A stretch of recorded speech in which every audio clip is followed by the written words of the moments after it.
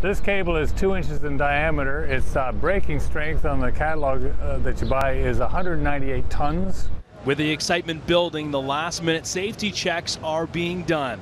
And if the head engineer of this complex operation is feeling any pressure, he's not showing it. And my job is to have this cable behave so that, as I put it to Nick when we first talked, offer him no surprises when he's out there. Well-behaved cable. There's a couple of vibration dampers up there in case it wants to vibrate quickly like a tight wire will do. Meanwhile, on the U.S. side of the falls, the star of the show readies himself for the biggest feat of his life. 1,800 feet, in fact, of thrilling, jaw-dropping excitement on a wire the width of just 3 pennies.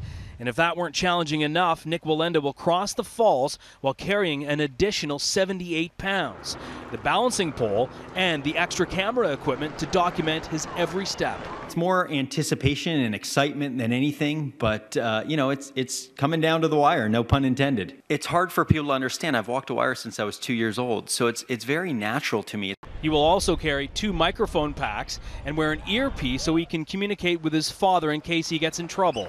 And if that happens, his own team has a rescue plan to send out a zipline-style chair down the wire to reel him in.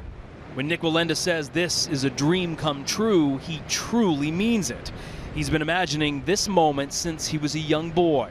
At the Niagara Falls Daredevil exhibit, the city's historian recounts the fall's colorful history. The Falls means many things to many people, I guess. Some are captivated by its beauty, its power, but others the challenge it presents. A challenge which a few people have not been able to resist. From the barrel daredevils who've attempted, some successfully, others tragically, to the tightrope walkers of more than a century ago to, of course, today. And while thrilling and entertaining millions, perhaps Nik Wallenda's biggest gift is that this is proof that if you want something badly enough, no dream is too big. Nik always preaches, follow your dream, follow your passions, and never ever give up. We were told this would never happen. It's never ever happened in history. And here we are today, a year later, we're making history. Now at this hour, Nik Wallenda is on the other side of the falls, relaxing and of course focusing on the challenge that lie ahead. He says moments before the walk, he will say a little prayer with his family and friends before he literally walks into the history books, the 40-minute walk.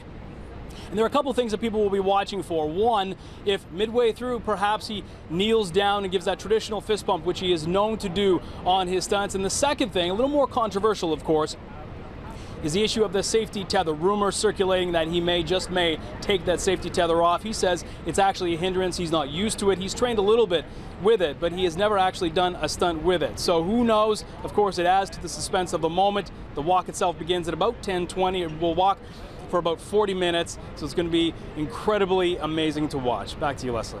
Well said. Okay, we'll check back with you later. Thanks, Antony.